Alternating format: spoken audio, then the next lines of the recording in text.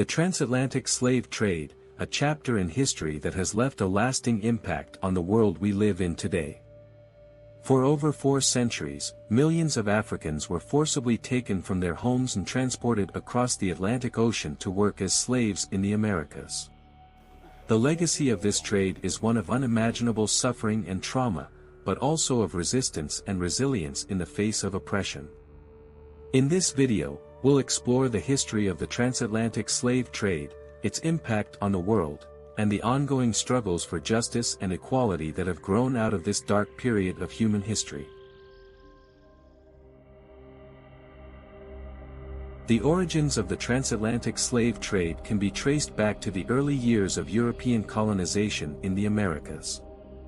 The European powers needed a cheap and reliable source of labor to work on their plantations and mines, and they found it in the form of enslaved Africans. The Portuguese were the first Europeans to establish trade networks in Africa in the 15th century. They set up trading posts along the West African coast and began to purchase enslaved Africans from local African rulers. They transported the enslaved Africans across the Atlantic to their colonies in South America, where they worked on sugar plantations. Over time, other European powers, including Spain, France, and England, also began to participate in the slave trade. They established their own trading posts along the African coast and competed for access to the most lucrative markets. The slave trade became a major industry, with millions of Africans being bought and sold like commodities. The trade was driven by the desire for profit, and the Europeans were willing to go to great lengths to acquire enslaved Africans. The conditions on the slave ships were brutal, with enslaved Africans packed tightly together in the holds of the ships.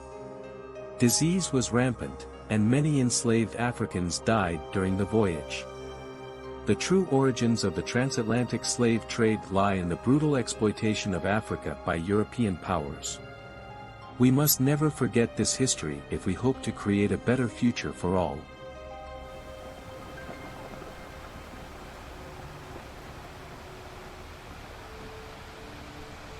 The Middle Passage was the harrowing journey that enslaved Africans were forced to endure on their way from Africa to the Americas.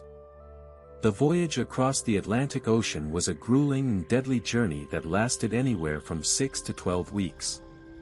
Enslaved Africans were crammed together in the hold of the ship, with no room to move. They were shackled to each other and to the ship, and were forced to lie in their own waste. The conditions on the slave ships were appalling.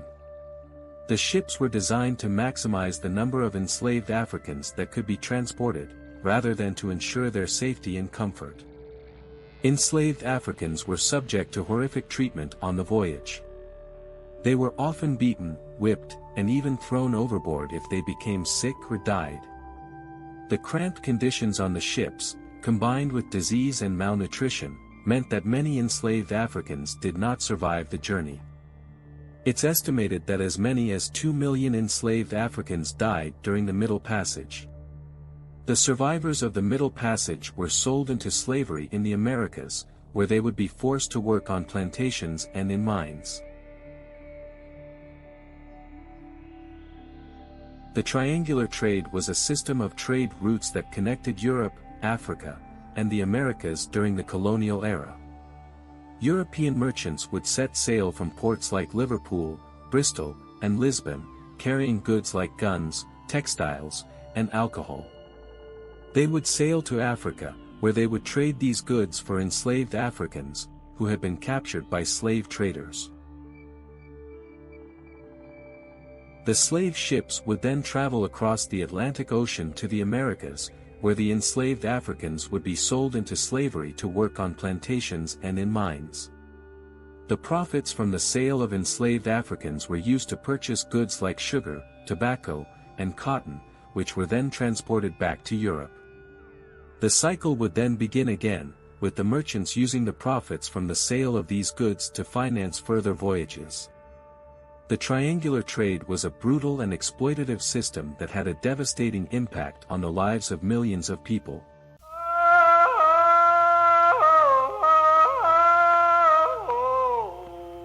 Life on a slave plantation was a brutal and dehumanizing experience for the millions of enslaved Africans who were forced to work in the fields and homes of their owners.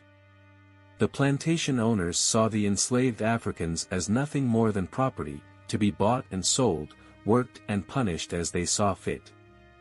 The enslaved Africans lived in crude, overcrowded quarters, often with little or no privacy, and were forced to work long, grueling hours in the fields or in the house. They were subjected to brutal punishments for the slightest infractions, and had no legal protections or rights. Whipping, branding, and mutilation were common forms of punishment, and enslaved Africans were often worked to death in the harsh conditions of the plantation. Families were often torn apart, with parents and children, husbands and wives, sold to different owners and forced to live apart. Enslaved African women were also subjected to sexual exploitation and abuse by their owners, and their children were often sold into slavery as well. Early Sunday morning, September 9th, 1739, covert defiance erupted into full-out rebellion in South Carolina. 20 miles south of Charleston on the Stono River Bridge, a group of slaves, mostly new arrivals from Angola, gathered, raided a store, seized the guns on the premises, and began marching south, burning plantations along the way. Slave revolts were a common occurrence during the era of the Transatlantic Slave Trade. Enslaved Africans who were brought over from Africa to work on plantations and in mines were forced to endure brutal and inhumane conditions. But despite the odds, enslaved Africans fought back against their oppressors. In 1791, an enslaved African named Toussaint Louverture led a successful revolt against French colonial rule in Haiti, resulting in the establishment of the first free black republic in the world. In 1831, Nat Turner led a rebellion in Virginia that resulted in the deaths of dozens of white people. Enslaved Africans also engaged in acts of rebellion on a smaller scale, such as slowing down their work or sabotaging equipment. These acts of resistance were essential in maintaining the humanity and dignity of enslaved Africans. The legacy of slave revolts is still felt today, as the descendants of enslaved Africans continue to fight for justice and equality.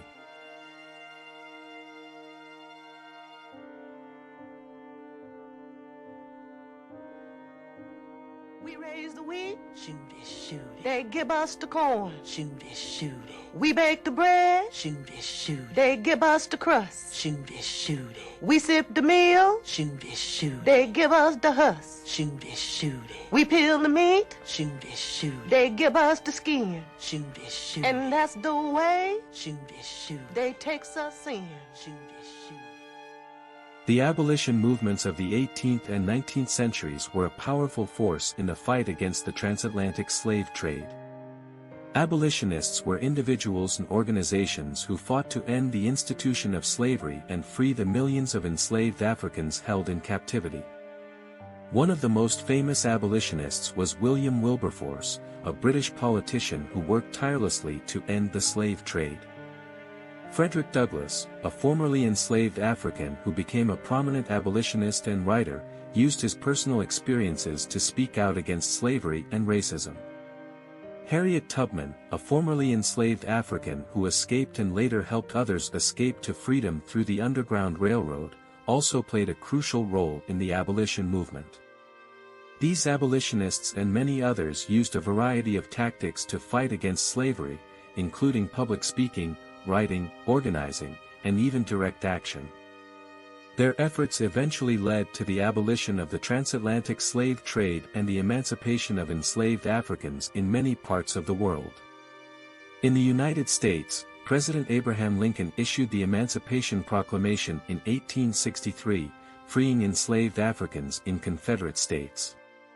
But the fight for equality and justice did not end with the abolition of slavery.